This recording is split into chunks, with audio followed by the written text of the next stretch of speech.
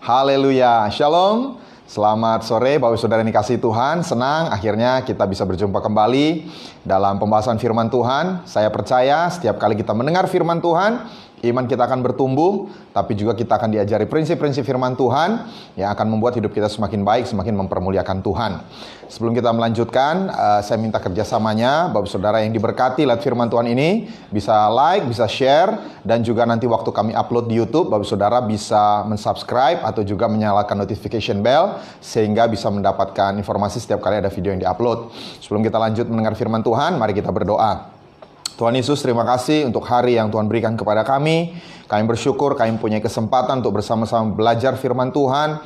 Kami tahu ini sesuatu yang sangat berharga karena kami sedang makan makanan rohani dan juga kami bisa diubahkan lewat firman Tuhan. Urapi hamba-Mu yang menyampaikan dan kami semua yang mendengar ya Bapa, di dalam nama Tuhan Yesus. Haleluya, amin. Hari ini saya menyampaikan firman Tuhan dengan judul Hidup yang Berkembang.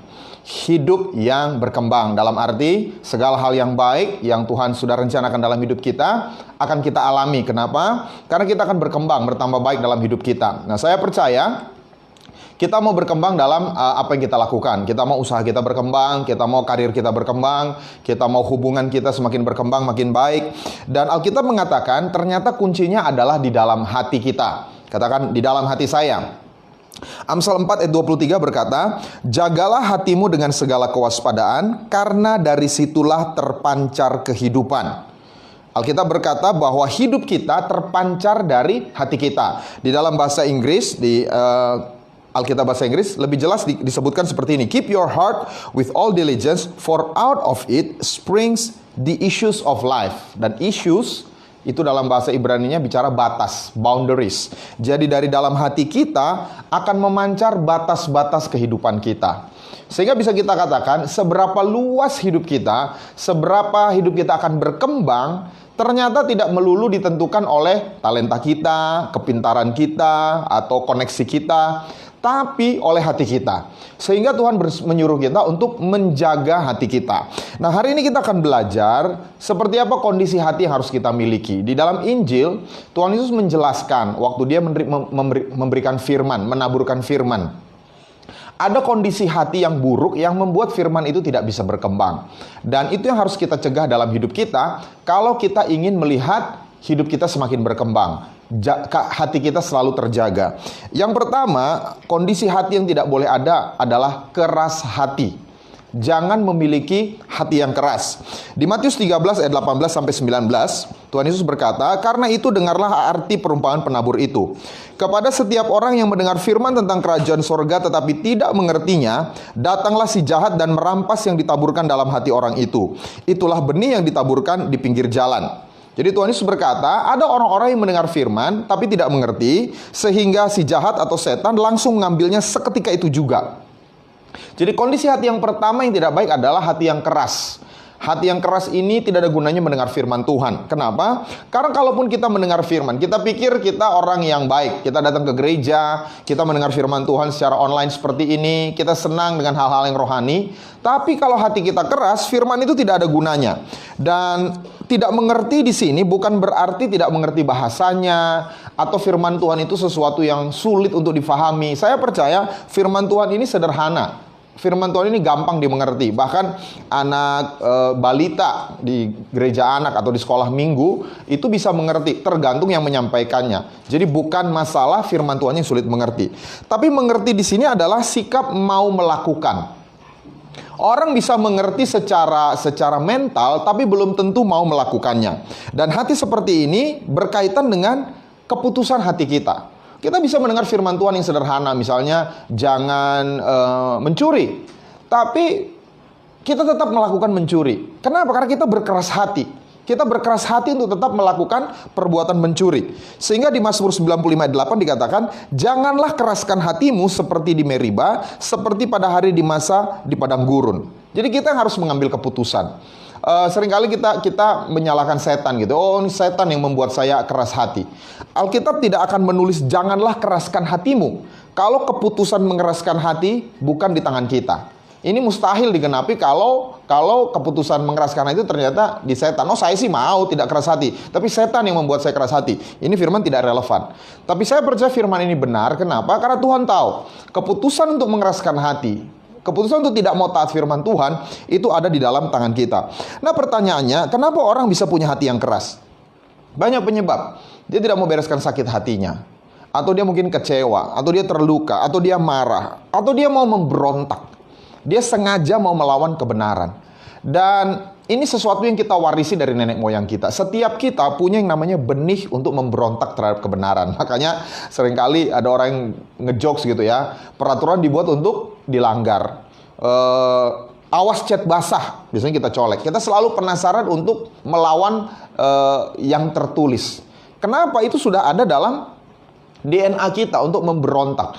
Saya pernah mendengar satu penelitian yang menyatakan bahwa dalam tubuh kita itu sebetulnya ada benih TBC, ada benih kanker.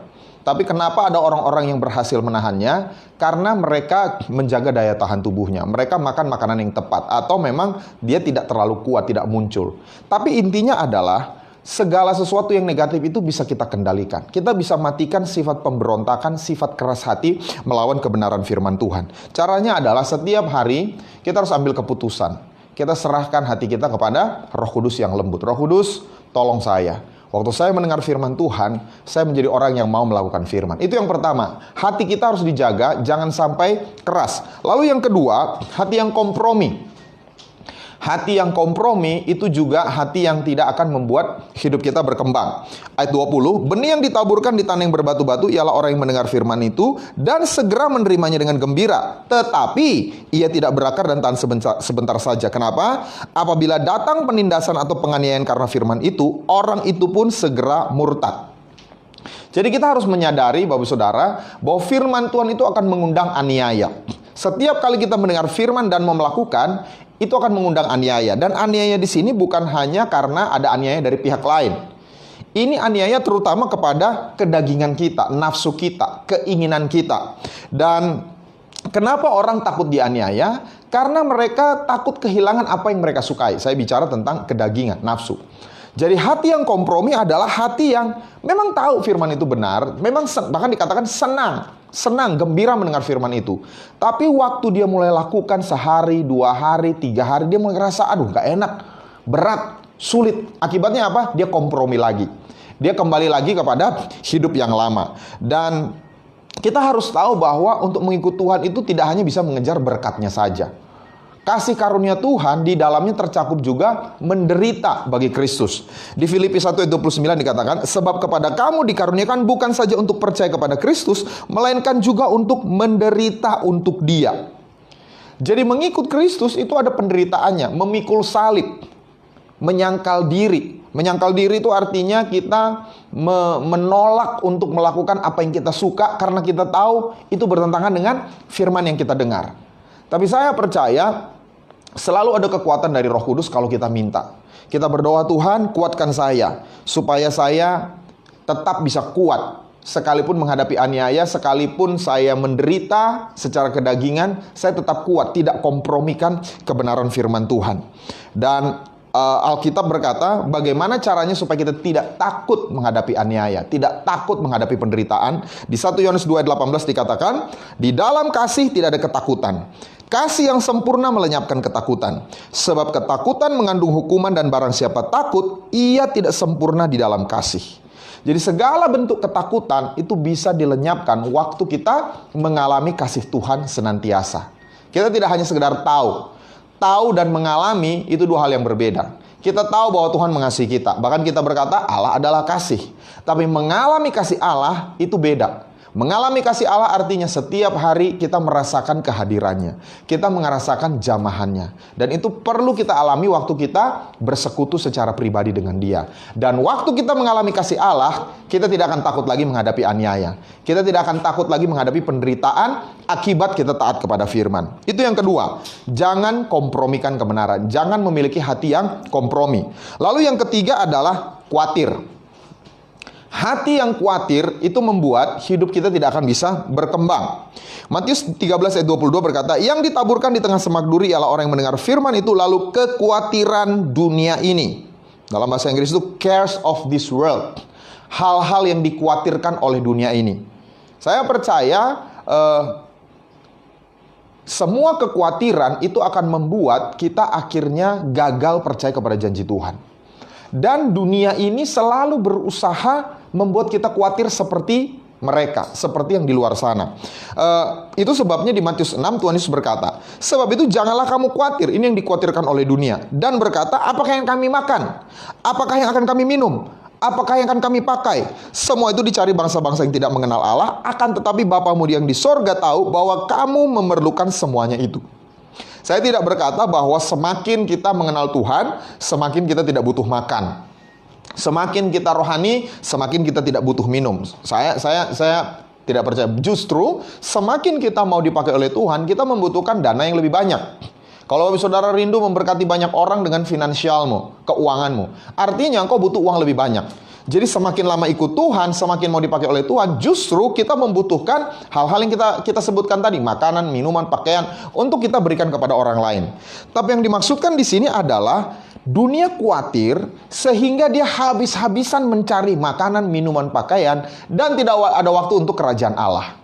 Tuhan Yesus berkata, carilah dahulu kerajaan Allah dan kebenarannya, maka semuanya itu akan ditambahkan kepadamu. Jadi jangan salah.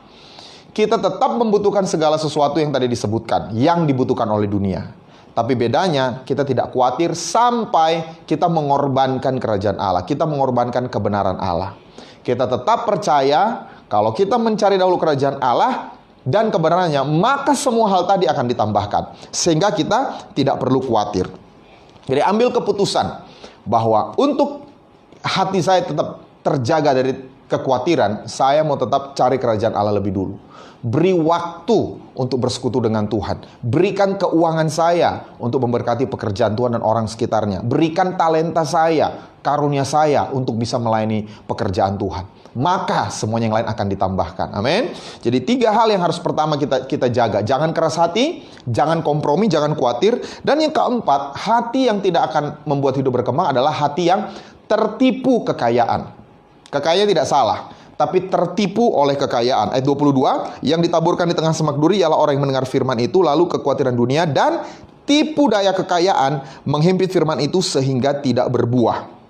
Jadi kekayaan itu memiliki potensi untuk menipu kita, sehingga kita harus berhati-hati. Apa saja tipu daya kekayaan? Di 1 Timotius 6 dikatakan, 1 Timotius 6 ayat 17 sampai 19, peringatkanlah kepada orang-orang kaya di dunia ini agar mereka jangan tinggi hati.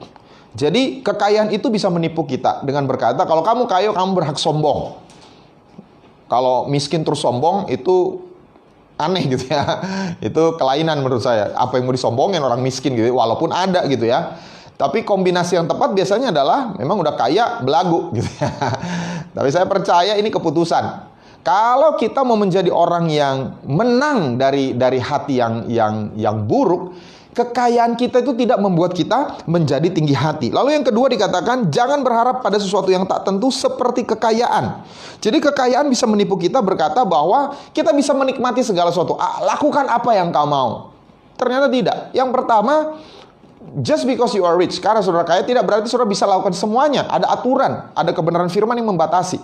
Tapi yang kedua, ada banyak hal yang tidak bisa kita raih dengan kekayaan kita. Saudara mungkin punya banyak uang, tapi saudara pantang makan. Nggak boleh lagi makanan gula. Saudara nggak boleh lagi makan makanan yang terlalu tinggi lemak. Artinya apa? Sekalipun kita mampu, tapi tidak boleh lagi. Artinya, jangan tertipu. Kekayaan tidak berarti kita bisa menikmati segala sesuatu, melainkan Tuhan yang akan memberi kita untuk menikmati segala sesuatu sesuai dengan kehendaknya. Lalu kemudian kekayaan juga menipu kita bahwa kita tidak perlu berbuat baik, kita tidak perlu membagi. Ini uang saya, ini hasil kerja keras saya.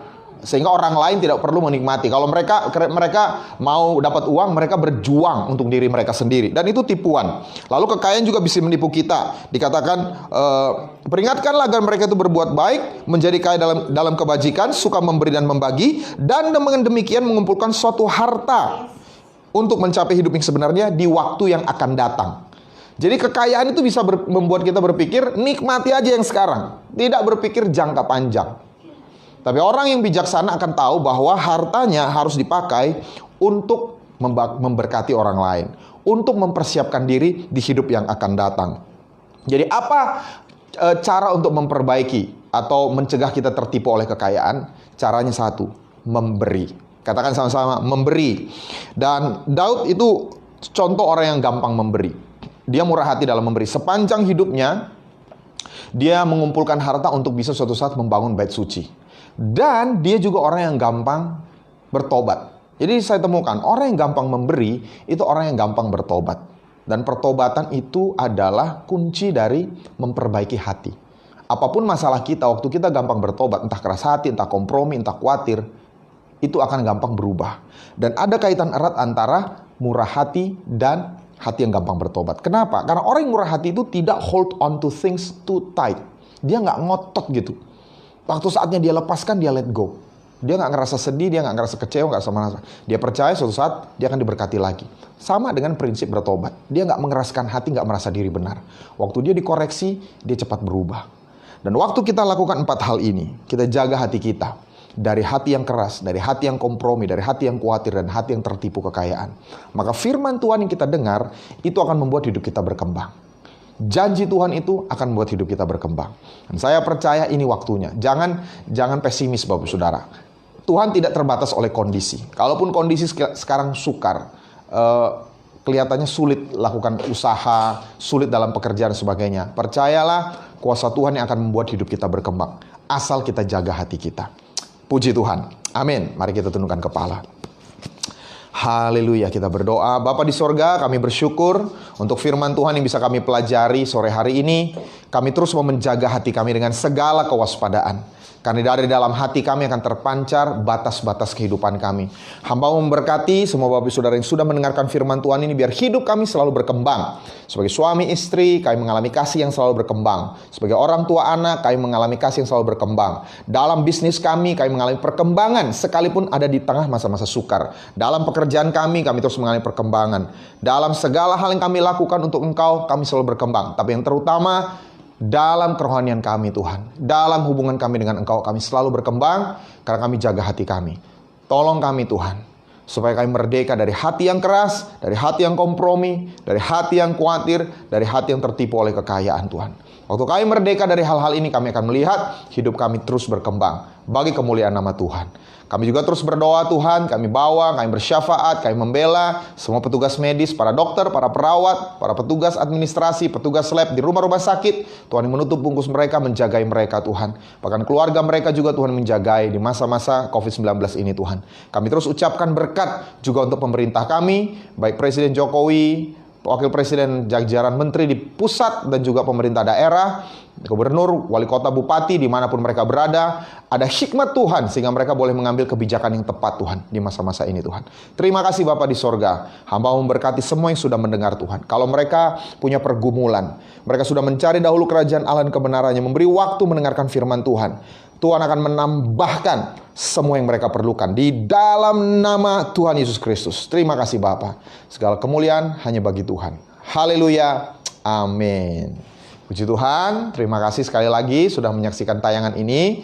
Bagi Bapak Saudara yang diberkati, kami mohon kerjasamanya bisa like, bisa share, dan juga waktu kami upload di YouTube bisa subscribe dan menyalakan notification bell sehingga bisa mendapatkan informasi setiap kali ada video yang diupload. Terima kasih, Tuhan Yesus memberkati. Shalom.